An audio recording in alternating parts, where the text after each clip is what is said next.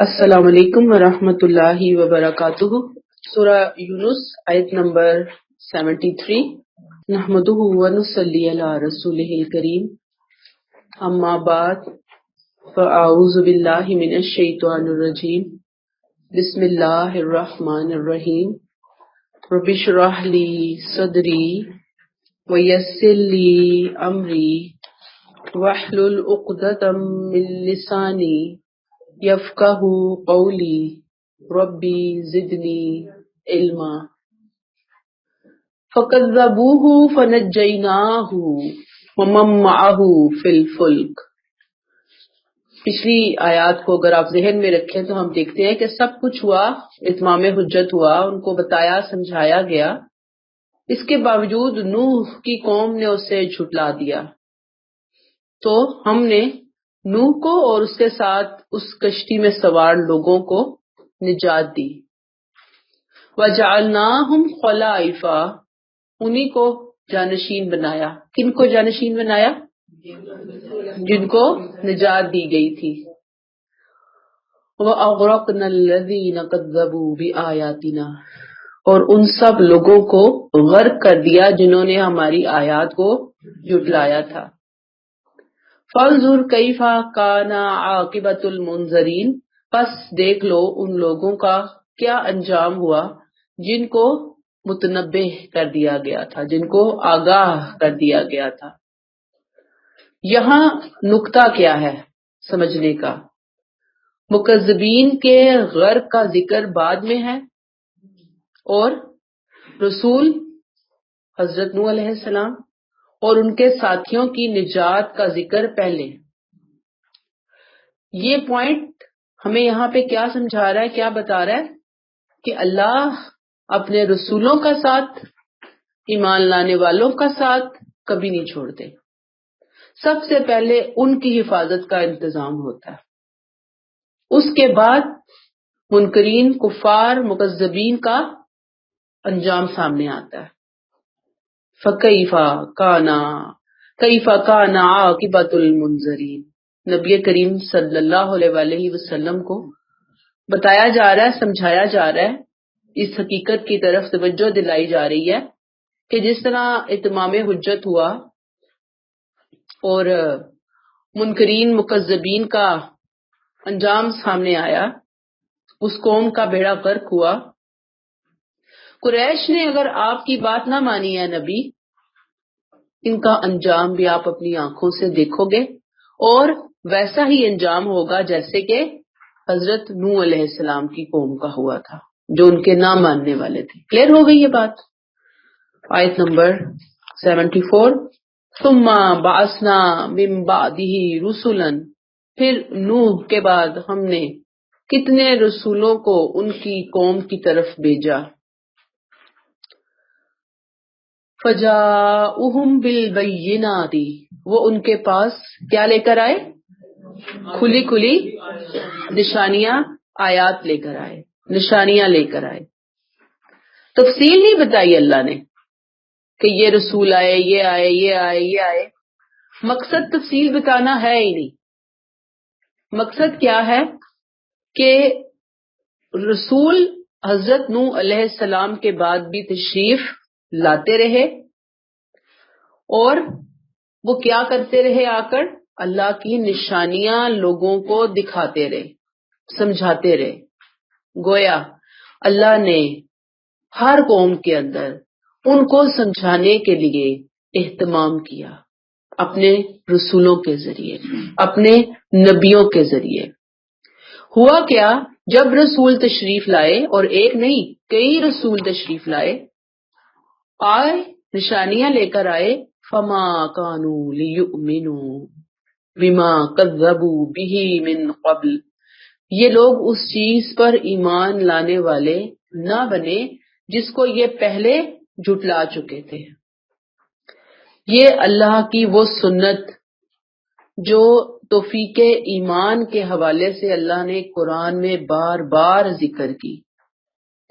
اللہ تعالی سنبھلنے کا، پلٹنے کا، اصلاح کرنے کا بار بار موقع دیتے ہیں، لیکن جب کوئی قوم، جب کوئی فرد نہیں مانتا تو پھر اینڈ پہ کیا ہوتا ہے؟ اینڈ پہ اس کے دل پہ مہر لگ جاتی ہے۔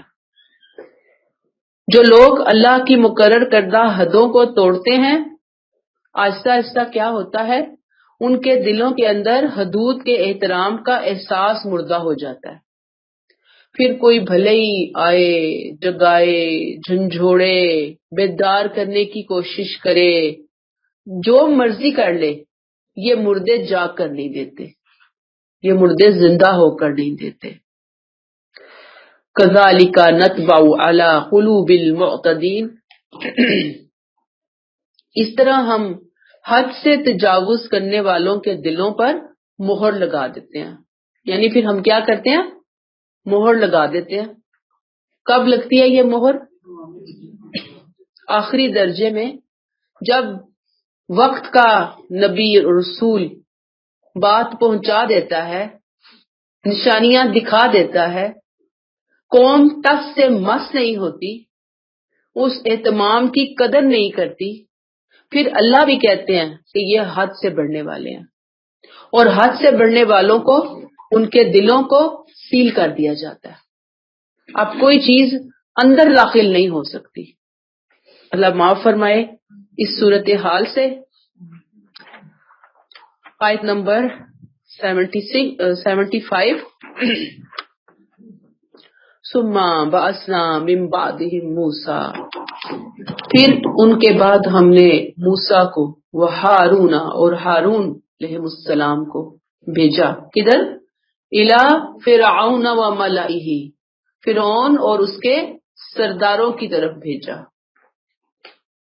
فاستکبروا،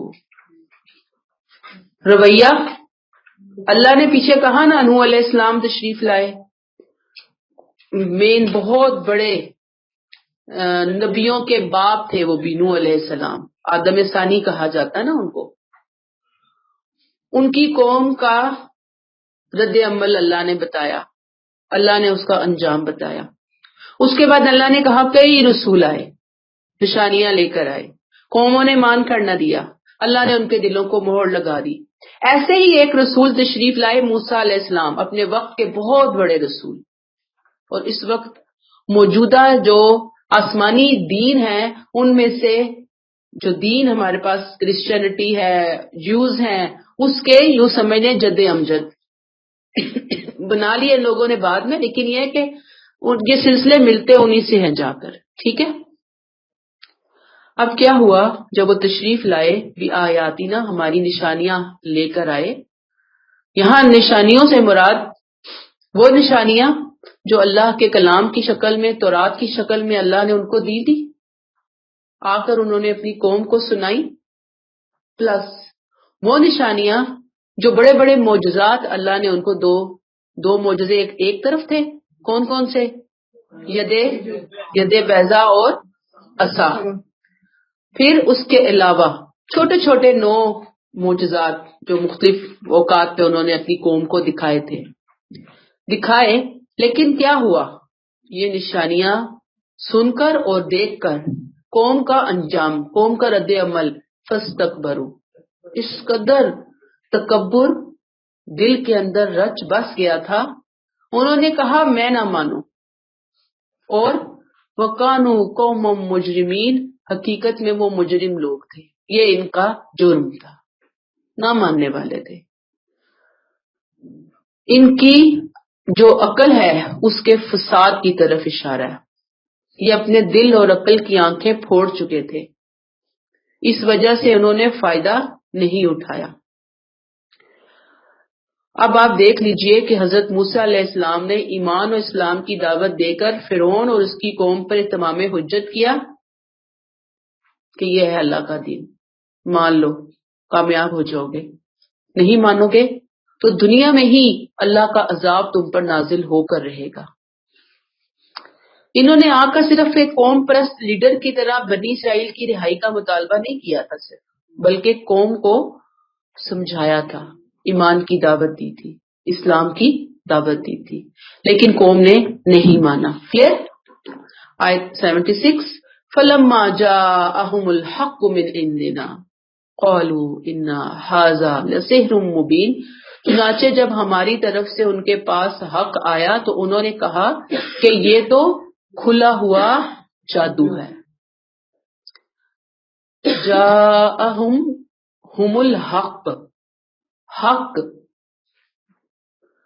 ایسی حقیقت جس سے منہ نہ موڑا جا سکتا ہو، واضح حقیقت، مدلل حقیقت، کھلے معجزات. قوم نے آگے سے کیا جواب دیا؟ کیا کہا انہوں نے؟ اِنَّ هَذَا لَسِحْرٌ مُبِینٌ، یہ کوئی عام جادو نہیں ہے، یہ تو بہت کھلا جادو ہے. اور یہ بات تو ہم پیچھے پڑھ کر بھی آئے کہ انہیں بہت زیادہ یہ بات کلیئر تھی کہ یہ جادو نہیں ہے، لیکن وہ نہیں مان رہے تھے. نہ ماننے کی وجہ آیت 75 میں کیا بتائی گئی؟ شاباش، تکبر. نہ ماننے کی وجہ تکبر، شدید تکبر تھا. حق کو نہیں ماننا چاہتے تھے، کہتے تھے کہ یہ کوئی خدائی نشانی نہیں ہے، صریح جادو ہے، اور یہ چیز تم سے کہیں زیادہ ہمارے اپنے جادوگروں کے پاس موجود ہے، اور وہ جو جادوگروں کے پاس موجود ہے ہم دیکھ لیں گے. کلیئر ہو گئی یہ بات. آیت 77 قال موسیٰ اتقولون للحق لما جاءکم، موسیٰ نے کہا کیا تم حق کے بارے میں یہ کہتے ہو جبکہ وہ تمہارے پاس آ گیا؟ کیا کہتے ہو؟ السحر ھذا، یعنی حق آیا. حق بھی ایسا کہ جیسے میں نے آپ کو بتایا کہ ہر دور میں اللہ اپنے رسولوں کے ذریعے حق ایسے بھیجتے رہے جیسے سورج نکلتا ہے، اور سورج کی روشنی کا کوئی انکار نہیں کر سکتا سوائے یہ کہ جو عقل کا اندھا ہو، آنکھوں کا اندھا ہو، وہ کہے ہاں نہیں مجھے تو نظر نہیں آ رہی سورج کی روشنی، مجھے تو کوئی دن نظر نہیں آ رہا. تو وہ پھر آپ کہیں گے پاگل ہے، یا پھر یہ اندھا ہے، اس کو نظر نہیں آ رہا. تو یہاں اللہ تعالیٰ کہہ رہے ہیں موسیٰ علیہ السلام کے ذریعے کہ کیا تم حق کے بارے میں کہتے ہو جب تمہارے پاس وہ آیا کہ یہ کیا ہے؟ السحر ھذا، یہ تو جادو ہے، کھلا جادو ہے. استغفر اللہ. گویا حق موجود نہ ہو پھر تو آپ کے پاس کوئی بہانہ ہے کہ بھی نہیں تھا حق، حقیقت نہیں تھی سمجھ آئی، بینات سامنے نہیں آئے. اب جب سورج نکل آیا حق کا، تم اس کو ماننے سے انکار کر رہے ہو، اور تم اعلان سرکشی کے ساتھ کہہ رہے ہو السحر ھذا. یہ کیا بات ہوئی بھلا؟ ولا یفلح الساحرون، بہت بڑی بات اللہ نے سمجھا دی، بتا دی. ایک اس اعتبار سے موسیٰ علیہ السلام کی قوم کو میسج دے دیا کہ ہرگز نہیں، حق کے مقابلے میں، بریکٹ کلوز، ان کے بھیتر بریکٹ میں اگر بات سمجھانے کے لیے اس بات کو سمجھاؤں، جادوگر کبھی کامیاب نہیں ہوتے. تم کہہ رہے ہو نا کہ یہ جادوگر ہے، یہ جادو لے کر آیا ہے، یہ حق نہیں ہے، حق کا انکار کر رہے ہو، جادو بنا رہے ہو اس کو، تو جادوگر تو کبھی کامیاب نہیں ہوتے. موسیٰ علیہ السلام نے کہا کہ جادوگر کسی پائیدار کامیابی سے ہمکنار نہیں ہوتا. اب اگر وہ کوئی شعبدہ بازی کرتے بھی ہیں، کوئی میجک دکھاتے بھی ہیں، تو وہ چمک دمک اس کی بہت عارضی ہوتی ہے، ٹیمپرری ہوتی ہے، اور خاص طور پر جب وہ حق کے مقابلے میں ہو. اب اصل میں یہ جو جملہ ہے نا ولا یفلح الساحرون، کہ ساحر کبھی کامیاب نہیں ہو سکتے، یہ حضرت موسیٰ علیہ السلام کی طرف سے فرعونیوں کو ایک چیلنج بھی ہے کہ اگر اس کو سحر کہتے ہو تو جاؤ اپنے سارے جادوگر بلا کے لے آؤ، تم بھی کوئی سحر بنا لو، حقیقت تم پہ کھل جائے گی، تمہیں پتہ چل جائے گا کہ رسول کے معجزے اور جادوگر کے سحر میں کیا فرق ہوتا ہے. حق اور سحر میں زمین آسمان کا فرق ہوتا ہے. تو میں نے آپ سے کہا تھا کہ یہ جو اللہ نے یہاں بات سمجھائی ولا یفلح الساحرون، ایک تو زمانے کے لیے نا، اور میرے آپ کے لیے بھی، کہ ہمارے زمانے میں بھی آپ دیکھیں نا، فی زمانہ جادو ٹونوں کا کتنا زیادہ آپ دیکھتے ہیں، فیشن بن گیا ہوا ہے. جی ہر بندہ جو مریض کی طرف کو ایک دم لگتے ہیں جادو کے ذریعے تو وہ مریض ٹھیک ہو گیا. بہت سارے دنیا میں ایسے شعبدہ باز موجود ہیں. کہنے کی بات یہ ہے کہ جادوگر اللہ نے بتا دیا کہ ان کی کامیابیاں، ان کی کوئی دی ہوئی چیز پائیدار نہیں ہو سکتی. وہ کامیاب خود نہیں ہو سکتے، دوسروں کو کیا وہ کامیابی دلا سکتے ہیں؟ ان کے پاس تو خود کچھ نہیں ہے. ہاں جو وقتی طور پہ وہ دیں گے بھی وہ وقتی ہی ہوگا، اس کی چمک دمک عارضی ہی ہوگی. تو اس طرح کی چیزوں سے انسان کو اپنا دامن بچا کے رکھنا چاہیے.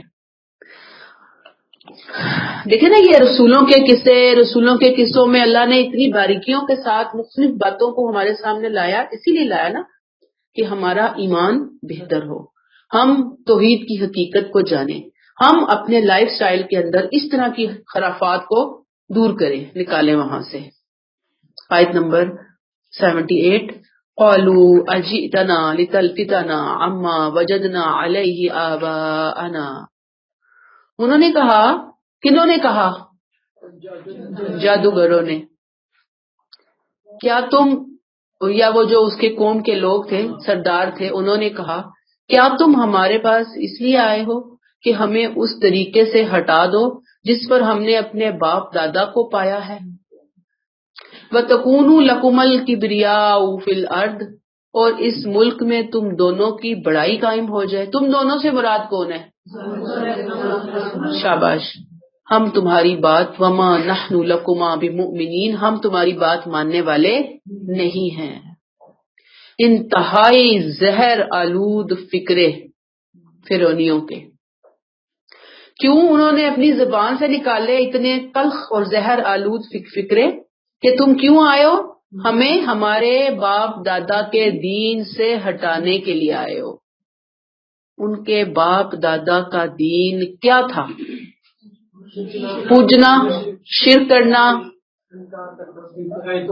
آیتوں کا انکار، تکبر کرنا. تم ہمیں کوئی نیا راستہ دکھانے آئے ہو، کوئی نیا لائف سٹائل دینے کے لیے آئے ہو. تم تو اصل میں ہمیں ہمارے باپ دادا کے دین سے ہٹانے کے لیے آئے ہو. پلس تمہارا ایک اور مقصد بھی ہے آنے کا. وہ مقصد کیا ہے؟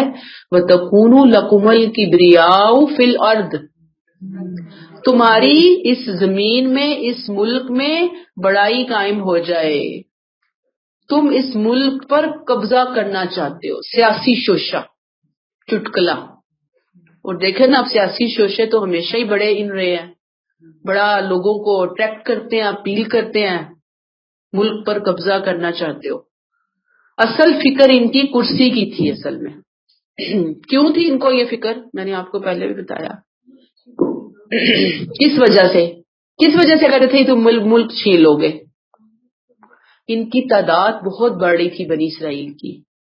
بنی اسرائیل کی تعداد بہت زیادہ ہو چکی تھی. اس کے مقابلے میں جو مصری تھے، کپتی تھے، وہ بہت تھوڑے تھے، اقلیت تھے. تو ان کے دماغ میں یہ ایک چیز کل بلاتی رہتی تھی کہ کسی بھی ٹائم ان کے دماغ میں کوئی فطور آیا بنی اسرائیلیوں کے تو یہ ہمارا تختہ نہ الٹ دیں، یہ قبضہ نہ کر لیں. یہ شوشے انہوں نے چھوڑے. گویا حضرت موسیٰ علیہ السلام اور حضرت ہارون علیہ السلام کے خلاف ملک کی حکومت ہٹانے اور آبائی دین سے ہٹانے کے لیے بغاوت برپا کرنے کا الزام لگایا کہ یہ دونوں باغی ہیں. اصل میں ہمارے دین سے ہمیں دور کرنا چاہتے ہیں، ملک پر قبضہ کرنا چاہتے ہیں. اور آپ دیکھیں گے کہ ان ساری باتوں میں، ابھی جو ہم نے پیچھے آیات پڑھی، اور یہ ان میں ایک چیز ہمیں بالکل مشترک نظر آئی ساری باتوں میں، ان کا تکبر. ہر بات کے پیچھے ان کا تکبر بول رہا تھا. آیت 79. وَقَالَ فِرْعَوْنُ ائْتُونِي بِكُلِّ سَاحِرٍ عَلِيمٍ. پھر فرعون نے حکم دیا، جاؤ سارے ماہر جادوگروں کو میرے پاس حاضر کرو، لے آؤ ان کو. ٹاپ کے، چوٹی کے جادوگر پورے مملکت سے بلا لو. ایک تو ویسے ہی فیشن بہت تھا، دوسرا بادشاہ نے کال دی تو ٹاپ کے جادوگر ویسے ہی آ گئے، وہاں پر اکٹھے ہو گئے. آیت 80. فَلَمَّا جَاءَ السَّحَرَةُ قَالَ لَهُم مُوسَىٰ أَلْقُوا مَا أَنتُم مُلْقُونَ. چنانچہ جب جادوگر آ گئے تو موسیٰ نے ان سے کہا تمہیں جو ڈالنا ہے ڈالو. ظاہری بات ہے کہ حضرت موسیٰ علیہ السلام کو اپنے رب کی مدد پر بہت زیادہ اعتماد تھا، پورا بھروسہ تھا کہ یہ ٹاپ کے جادوگروں کی ٹیمز اکٹھی ہو گئی تھی نا وہاں پر، چاہے یہ کتنا ہی بڑا جادو کیوں نہ دکھائیں، اللہ تعالی ان کا توڑ کر کے رہے گا۔ یہ آپ اس کو نوٹ کر کے اپنے ذہنوں میں بٹھا لیں، جادوگروں کی اور موسیٰ علیہ السلام کی اس کہانی کو، اس سارے معاملے کو۔ موسیٰ علیہ السلام کا ایمان دیکھیں اپنے رب کے اوپر، ایک جادوگر نہیں ہے، عام جادوگر نہیں ہے، ٹاپ کے جادوگر موجود ہیں ان کے مقابلے میں، اور ان کو اللہ پر بھروسہ ہے، انہیں جادوگروں سے ذرا خوف نہیں ہے، ذرا پریشان نہیں ہے وہ، بلکہ انہوں نے کہا کہ تم پہل کرو، آؤ تم پہلے اپنا جادو دکھاؤ۔ میدان مقابلہ میں انہوں نے پہلی جیت اس پوائنٹ سے حاصل کی، اخلاقی برتری حاصل ہوئی کہ انہوں نے جادوگروں کو پہل کرنے کی دعوت دی۔ یہاں ان کی بے خوفی دیکھیے اس اعتبار سے کہ انہیں اللہ پہ بھروسہ ہے۔ یہ توحید ہے، یہ توحید کا بہت بڑا لیسن ہے جو مجھے اور آپ کو سیکھنا ہے۔ آیت 81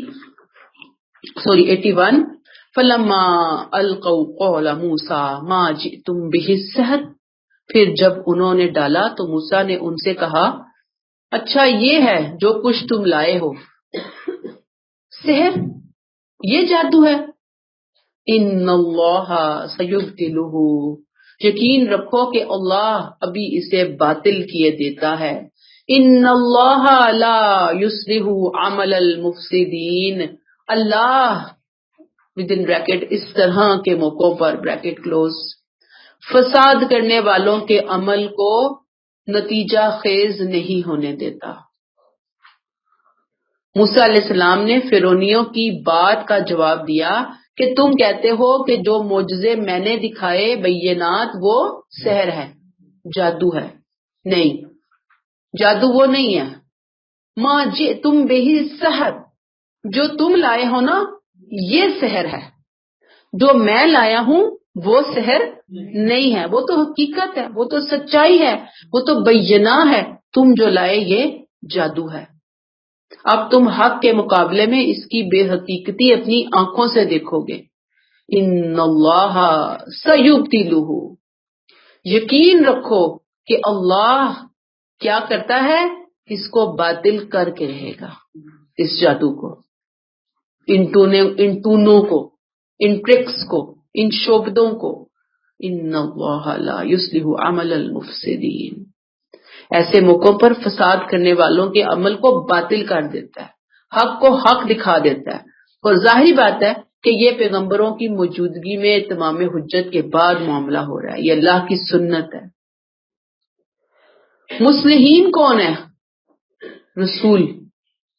رسول کے ساتھی۔ مفسدین کون ہیں؟ جو رسولوں کے مقابلے میں آئے ہوئے لوگ ہیں، فساد کی کوششیں کر رہے ہیں۔ اللہ نے کہا کہ بظاہر لگتا ہے نا کہ جیسے مفسدین کامیاب ہو رہے ہیں، آگے کی طرف جا رہے ہیں، کامیابی حاصل کر رہے ہیں، لیکن ایسا نہیں ہے۔ بالآخر کامیابی کن کی ہونے والی ہے؟ مصلحین کی۔ ناکام ہونے والے کون ہیں؟ عمل المفسدین، مفسدین کا عمل ختم ہونے والا ہے۔ اور ان مفسدین میں جادوگروں کو بھی آپ رکھ لیں، ان فرعونیوں کو بھی آپ رکھ لیں، سب کو رکھ لیں۔ توحید ان آیات کو یوں سمجھیں کہ جیسے ایک ایک آیت جو ہے نا ایک ایک موتی ہے، اس موتی سے اپنی زندگیوں کو ہم نے سنوارنا ہے، سجانا ہے، دیکھنا ہے کہ توحید کا لیسن کیا مل رہا ہے مجھے اور آپ کو۔ آیت 82 وَيُحِقُّ اللَّهُ الْحَقَّ بِكَلِمَاتِهِ، اللہ اپنے کلمات سے حق کو حق کر دکھاتا ہے۔ وَلَوْ كَرِهَ الْمُجْرِمُونَ، خواہ مجرمین کو کتنا ہی ناگوار گزرے۔ دو طرح کے گروپس اٹھے ہوتے ہیں، ایک مصلحین کا اور دوسرا مفسدین کا۔ مفسدین حق کو جتنا ہی دبانے کی کوشش کریں، ختم کرنے کی کوشش کریں، لیکن مصلحین اللہ کے جو کلمات لے کر اٹھے ہوتے ہیں، اللہ اپنے کلمات کے ذریعے حق کو دوبالا کرتا ہے، حق کا بول بالا کرتا ہے. حق کے مقابلے میں جادو کبھی نہیں ٹھہرتا. کلیئر ہوئی ہے بات؟ لیکن افسوس آج ہم مسلمانوں کا ایمان 0 لیول پہ ہے. چاہے ہم کتنے ہی پکے مسلمان اپنے آپ کو شو کرتے رہیں، بتاتے رہیں، دکھاتے رہیں، لیکن ہمارے عقیدے بالکل ختم ہو چکے ہیں، ضعیف ہو چکے ہیں. آزمائش آتی ہے بندے کی زندگی میں آزمائش آتی ہے. جادو کو ایک ٹائم تک پھلنے پھولنے کا موقع دیا جاتا ہے بطور امتحان. اس لیے نہیں کہ نعوذ باللہ اللہ فیل ہو گئے ہیں، نعوذ باللہ اللہ کا کلام فیل ہو گیا، اللہ کے رسول کی بتائی ہوئی دعائیں فیل ہو گئی، اس لیے جادوگر جو ہے نا وہ سر پہ چڑھ چڑھ کے بول رہے ہیں. نہیں، یہ آزمائش ہے، یہ امتحان ہے کہ کچھ ٹائم کے لیے آپ کو فیل ہوگا کہ واقعی جادو کا اثر ہو رہا ہے. اب کوئی کل دعا والی آپ ٹاپک کو ذہن میں رکھ لیں. آپ اللہ کو پکار رہے ہیں، اللہ کے رسول صلی اللہ علیہ وسلم نے اور ہمیں اللہ نے اپنے قرآن میں ہمیں جادو کے حوالے سے جو ہمارا رویہ ہونا چاہیے اللہ نے ہمیں بتا دیا. اللہ کے رسول صلی اللہ علیہ وسلم کی سنت ہمیں بتا دی گئی کہ بھی کیا کرنا ہے، آپ لوگوں نے کیا پڑھنا ہے، کیسے اپنے آپ کو سیو کرنے کی کوشش کرنی ہے. اچھا، اب ہم پوری کوشش کر رہے ہیں، اس کے باوجود اثرات ختم نہیں ہو رہے. ہمیں فیل ہو رہا ہے کہ اثرات ختم نہیں ہو رہے، ابھی بھی مسائل ہیں. اور میں نے بڑے بڑے دین والوں کے دیکھے مسائل کہ وہ اپنی آنکھوں سے بتاتے ہیں کہ کس طرح ان کی گھروں میں چیزوں کو آگ لگتی ہے، کس طرح دیواروں پہ خون کے چھینٹے پڑ رہے ہوتے ہیں، کس طریقے سے وہ شدید قسم کی دماغی، ذہنی، جسمانی بیماریوں کے اندر جکڑے جاتے ہیں. سب کچھ چل رہا ہوتا ہے. یعنی بڑے بڑے قسم کے جادو ہمارے ہاں موجود ہیں اور ہمیشہ موجود رہے ہیں. تو اب آپ دیکھیے کہ اب ہم اگر یہ کہیں کہ اللہ کے کلمات پاورفل ہیں، جادوگر آپ کا کچھ نہیں بگاڑ سکتا. ہمیں پتہ چل رہا ہے کہ یہ جو جادو ہے نا وَلَا يُفْلِحُ السَّاحِرُ کہ جادوگر کبھی کامیاب نہیں ہو سکتا. لوگ کہیں گے کہ دیکھیں ہم نے تو اتنے دعائیں پڑھی، اتنے وظیفے پڑھے، اتنے کلمے پڑھے، ہم نے تو وہ جو حفظ اعظم نبی کریم صلی اللہ علیہ وسلم نے بتایا، آیت الکرسی اللہ نے ہمیں بتائی ہوئی ہے، معوذتین جو اللہ نے ہمیں بتایا، ہم نے سب کچھ پڑھا، ہمیں تو کوئی فرق نہیں پڑا. پھر کیا کریں؟ چھوڑ دیں اللہ کے کلام کو اور ان چیزوں کے پیچھے ارد گرد پھرنا ٹرنا شروع ہو جائیں، کسی پیر بابے کے پاس جا کے جادو کے توڑ کروانا شروع ہو جائیں؟ نہیں، ہمیں نہیں کہا گیا. جادو کے بدلے جادو کا توڑ، یقین کیجئے کہ یہ ایمان کو سلب کر لینے والی باتیں ہیں، عقیدہ ہی ختم کر دینے والی باتیں ہیں. انتہائی کمزور عقیدے کی نشانیاں ہیں یہ. غلط سہارے، غلط علاج، جادو کا توڑ جادو کے ذریعے. اب ہم جتنا مرضی کسی کو کہہ دیں کہ قرآن سے صحیح طریقے میں جڑ جاؤ، اپنی نمازوں کو بہترین خوبصورت بنا لو. پہلے تم اگر نمازوں پہ 24 گھنٹے میں 1 گھنٹہ لگاتے تھے، اب 2 گھنٹے لگانا شروع کر دو. پہلے 5 پڑھتے تھے، اب تہجد کو شامل کر لو. اب تھوڑی تم فلاں نفل شامل کر لو.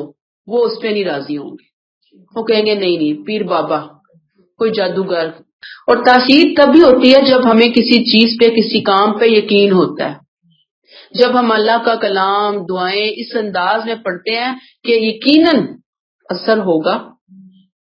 لیکن چونکہ اللہ نے اب ایکسپائری ٹائم نہیں بتایا ہوا نا کہ یہ جو اثر ہے یہ 6 مہینے میں ختم ہوگا، 1 سال میں ختم ہوگا یا 10 سال میں ختم ہوگا. بعض دفعہ پوری زندگی چلتا ہے اثر. دیکھیں ایسے لوگ، اپنی آنکھوں سے دیکھیں ہم نے. تو جب ایک چیز جو ختم ہونی ہی نہیں نا آپ کی زندگی سے، تو وہ پیر بابا بھی نہیں ختم کر سکتا. مارے جتنی مرضی ٹکرے مارنی ہے، وہ اپنا اجر بھی گیا، اپنا انعام بھی گیا، اپنا ایمان بھی گیا، سب کچھ اپنے ہاتھوں سے ضائع کر دیا دنیا کی چند روزہ سہولت حاصل کرنے کے لیے. چاہے وہ صحت ہے، چاہے وہ مال ہے، چاہے وہ اولاد ہے، چاہے وہ کچھ ہے. مجھے پتا ہے بڑا مشکل ہوتا ہے صبر کے ساتھ ان تمام معاملات کو ہینڈل کرنا، لیکن بندہ مومن کا یہی تو امتحان ہے نا کہ آپ اپنے آپ کو ادھر سے ادھر نہ ہونے دیں. توحید اہدنا الصراط المستقیم جو ہم اللہ سے مانگتے ہیں، اس صراط مستقیم سے سوئی برابر بھی ادھر سے ادھر نہیں ہونا چاہیے. اور یہ جو چیزیں ہیں یہ ہمارے ایمان کو ختم کر دینے والی چیزیں ہیں. اور بڑے بڑے جو لوگ ہوتے ہیں، یقین کریں اللہ معاف کرے، اللہ ہدایت دے سب کو، ایسے لوگ بیٹھے ہوئے ہیں بڑے دین کے نام پہ بیٹھے ہوئے ہیں، بڑے قرآن کے، ایک تو وہ لوگ ہیں نا کہ جن کے بہت جاہل قسم کے لوگ ہیں، جہالت بہت زیادہ ہے، وہ اس طرح کا کاروبار کر رہے ہیں. یہاں وہ لوگ بھی کم نہیں ہیں کہ جو قرآن سے جڑنے کے دعوے کرتے ہیں، حدیثوں سے جڑنے کے دعوے کرتے ہیں، انہوں نے بھی پورے بازار کھولے ہوئے ہیں. خواتین ہیں کہ ان کے پاس جھمگٹے، اور سب سے زیادہ خواتین کے جھمگٹے ہوتے ہیں وہاں. اللہ کا ہی کلام لکھ کے دے رہے ہیں. ہاں بس جو بھی اللہ کا کلام لکھ کے دے رہے ہیں، اللہ کا کلام پڑھ رہے ہیں، اللہ کا کلام سنا رہے ہیں، اللہ کا کلام اپلوڈ ہو رہا ہے، اللہ کا کلام آڈیو آ رہی ہے، اللہ جو کچھ بھی آ رہا ہے. ہمیں کیا قرآن میں کچھ نہیں بتایا گیا؟ کیا ہمارے نبی نے ہمیں گائیڈ نہیں کیا؟ ان سے بڑھ کر اور پاورفل باتیں، پرتاثیر باتیں، پرتاثیر کلمات، پرتاثیر دعائیں اور کیا ہو سکتی تھی؟ اب اگر میں نے معوذتین پڑھے، میں نے آیت الکرسی پڑھی، میں نے حفظ اعظم پڑھا، بہت آگے بڑھ کر جائے سورہ بقرہ بھی میں نے پڑھی، اس کے باوجود میرا مسئلہ حل نہیں ہوا، تو اب دنیا میں کون مائی کا لال ایسا ہے جو میرا مسئلہ حل کر سکتا ہے؟ اب اگر میں کہوں کہ ہاں وہ فلانا نیک بزرگ ہستی ہے، بڑی اللہ اللہ کرنے والی ہے، قرآن ہی ریکمینڈ کرتے ہیں جی، وہ تو بس قرآن کے علاوہ کچھ نہیں وہ بتاتے، مسنون دو بھی، ہمیں کیا ضرورت ہے ہم ان کے پاس جا کے اپنے ایمان کو مشکوک بنائیں؟ ہم اپنی ٹریک پہ رہے نا.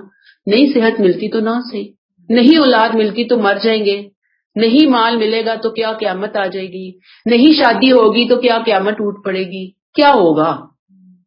صبر کے ساتھ بندہ گزارا کرتا ہے نا.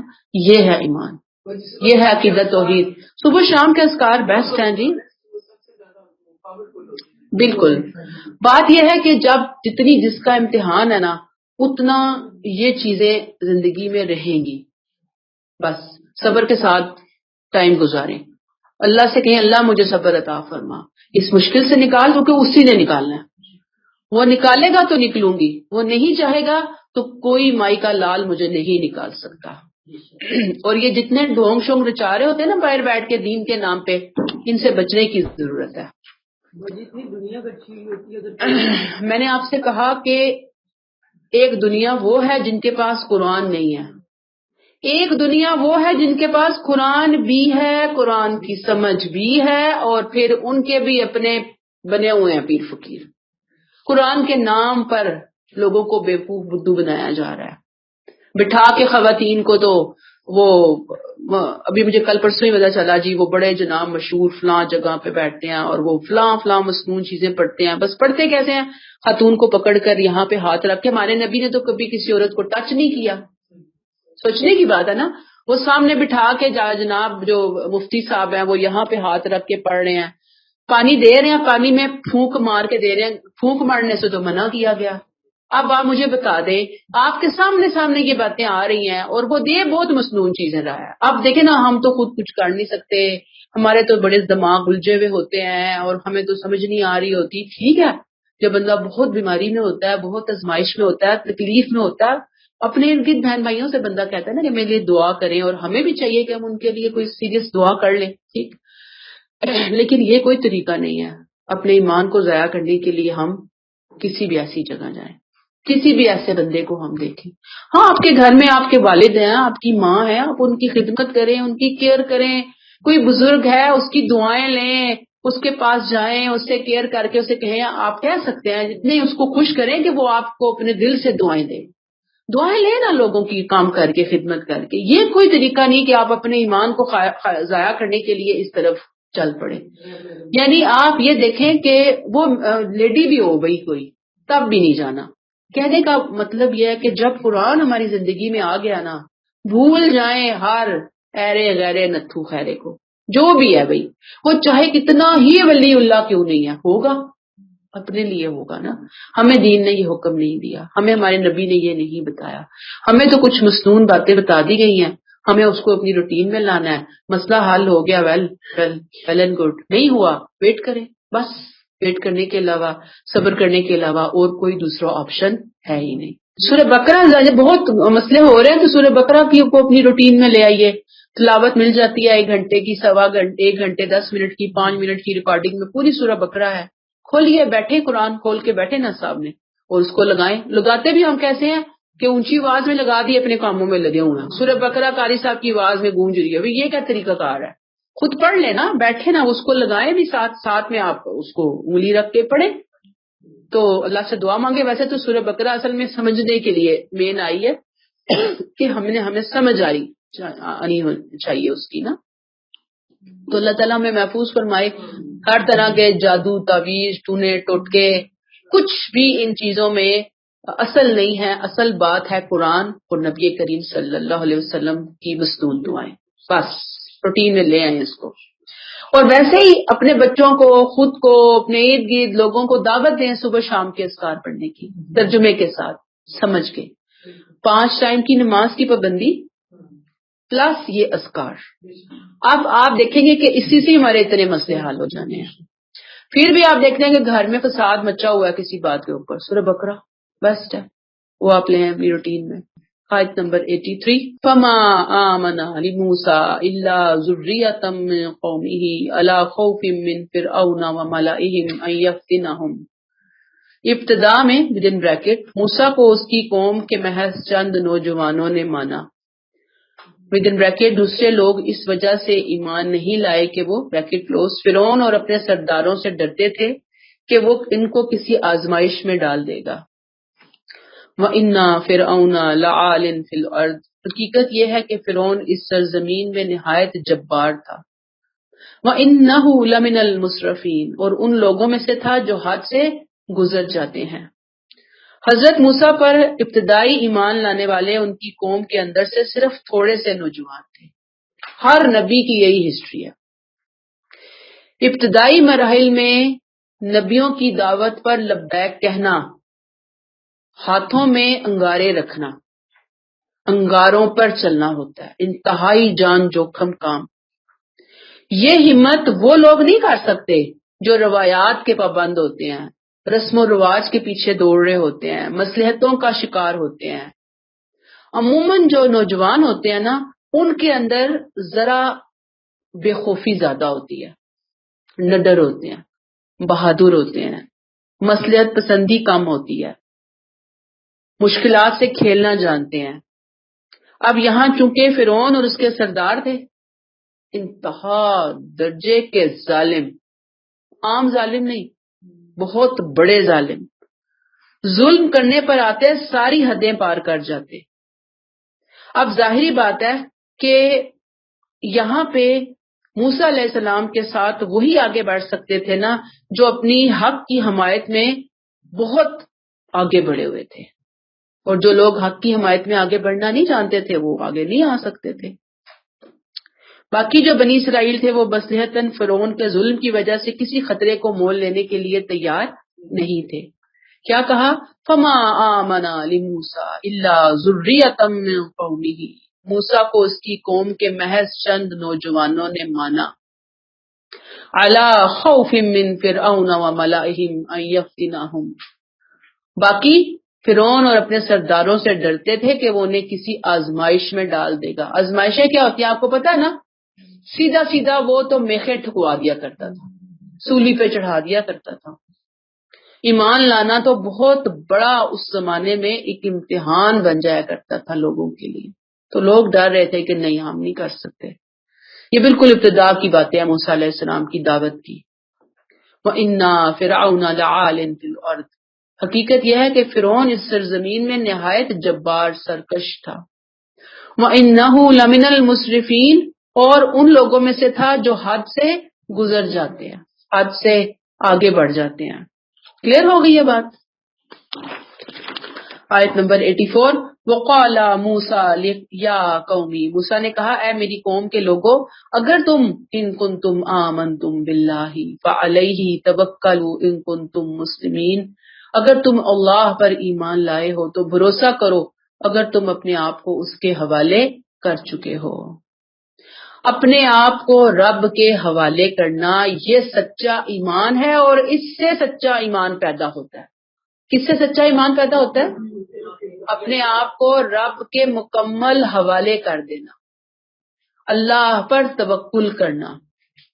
موسیٰ علیہ السلام نے ایمان کا یہی تقاضا لوگوں کو سمجھایا، ان لوگوں کو جو پیدائشی مسلمان تھے، انہیں مخاطب کر کے کہا کہ میری قوم، اگر تم ایمان والے ہو، مسلمان ہو، تو اپنے ایمان کو ری سیٹنگ پر لے جاؤ، ری سیٹ کرو، اس پر توکل کرو۔ ان کنتم آمنتم باللہ، اگر واقعی تمہارے اندر ایمان موجود ہے تو کیا کرو؟ فعلیہ توکلوا، تو اسی اللہ پر توکل کرو، بھروسہ کرو، اللہ کی خاطر رزق لو، چیلنجز قبول کرو، اللہ پر اعتماد کرو۔ ان کنتم مسلمین، اگر تم اپنے آپ کو اس کے حوالے کر چکے ہو۔ اور آپ دیکھیں نا، عموماً لوگ دین پر عمل کیوں نہیں کرتے؟ اسی وجہ سے کہ بہت سے خوف ان کے دماغوں کے اندر گھوم رہے ہوتے ہیں کہ لوگ ہمیں مولوی کہنا شروع کر دیں گے، ہم لوگوں کے اندر سوشل نہیں ہو سکیں گے، لوگ ہمیں اگنور کر دیں گے، لوگ ہم سے رشتے ناطے نہیں جوڑیں گے، ہماری بچیوں کے رشتے نہیں ہوں گے، لوگ کہیں گے یہ تو بڑے پردے والے لوگ بن گئے، بڑے اللہ اللہ کرنے والے لوگ بن گئے، بڑے قرآن والے لوگ بن گئے، یہ تو بڑے مولوی ہیں جی۔ تو پھر تو ہم بہت زیادہ پیچھے چلے جائیں گے۔ اب لوگ ایڈوانس کی طرف جا رہے ہیں، دنیا ہی بدل گئی ہے نا، دنیا کا سٹائل بدل گیا۔ ہاں، بس اللہ تعالیٰ ہمیں ہدایت عطا فرمائے اور ہماری اصلاح فرمائے۔ یہاں پہ روک لیتے ہیں۔ اصل میں نا میں یہ چاہ رہی تھی کہ یہ ایک دو آیتیں میں پڑھ لوں، یہ مضمون ختم ہو جائے۔ آیت 85 86 بس 2 منٹ میں ختم ہوتی ہے انشاءاللہ۔ فقالوا علی اللہ توکلنا، اس پر انہوں نے جواب دیا ہم نے ہی خدا پر بھروسہ کیا ہے۔ ربنا لا تجعلنا فتنة للقوم الظالمین، اے ہمارے رب ہمیں ان ظالموں کے لیے فتنہ نہ بنا۔ حضرت موسیٰ کے ساتھیوں نے ان کی یہ تعلیم قبول کی۔ کون سے ساتھی؟ وہ جو مٹھی بھر نوجوان نئے لوگ ایمان لائے تھے، وہ اچھی طرح سمجھ گئے تھے۔ انہوں نے کیا کہا؟ فقالوا علی اللہ توکلنا، ہاں ہم آئے اللہ پر بھروسہ کرنے والے، ہم ہی بھروسہ کرنے والے ہیں۔ ان کو توکل کا معنی سمجھ آ گیا تھا کہ گوشہ نشینی نہیں ہے، بلکہ اپنی وفاداری کا ثبوت دینا ہے، سرفروشی کا ثبوت دینا ہے۔ اور انہوں نے کیا کہا؟ ربنا لا تجعلنا فتنة للقوم الظالمین، اے ہمارے رب ہمیں ان ظالم لوگوں کے لیے فتنہ نہ بنا۔ پورے عزم اور جذبے سے انہوں نے دعا کی، ظالموں کے لیے فتنہ نہ بنا۔ فتنے کے معنی یہاں نشانے اور ہدف کے ہیں۔ اتنی ان کو ڈھیل نہ دینا کہ وہ ہمیں ہمارے دین سے پھیر کر لے جائیں، ہم پہ مظالم کے لیے وہ اپنی کمر کس لیں۔ اللہ تو ہمیں بچانا۔ وَنَجِّنَا آیت 86 بِرَحْمَتِكَ مِنَ الْقَوْمِ الْكَافِرِينَ، اور اپنی رحمت سے ہم کو ان حق سے انکار کرنے والوں سے نجات دے دے۔ گویا اللہ پر توکل کے تقاضے پورے کرنے والے بندے کیسے کرتے ہیں؟ دعاؤں کے ساتھ اپنا وقت گزارتے ہیں، کیونکہ دعائیں بہت ضروری ہیں۔ دعاؤں کے ذریعے انسان اللہ کی راہ میں آنے والے مشکلوں، خطرات، فتنوں سے اپنے آپ کو بچا سکتا ہے، اور مستقبل میں جو فتنے، آزمائشیں آنے والی ہیں ان سے بھی انسان دعاؤں کے ذریعے بچ سکتا ہے۔ وَنَجِّنَا بِرَحْمَتِكَ، یہ بات چونکہ ابتدائی مرحلے میں واضح ہو چکی تھی کہ حضرت موسیٰ علیہ السلام بنی اسرائیل کو فرعونیوں کی غلامی سے چھڑانا چاہتے ہیں، اس کے لیے انہوں نے دعا بھی کی کہ اللہ تعالیٰ ہمیں ہجرت میں کامیابی عطا کرنا، ہمیں ان ظالموں سے نجات عطا فرما دینا۔ یہاں پہ روک لیتے ہیں۔ اللہ تعالیٰ ہمارے لیے آسانیاں فرمائے۔ السلام علیکم ورحمۃ اللہ وبرکاتہ۔ سبحانک اللہم وبحمدک، نشہد ان لا الہ الا انت، نستغفرک ونتوب الیک۔ السلام علیکم ورحمۃ اللہ وبرکاتہ۔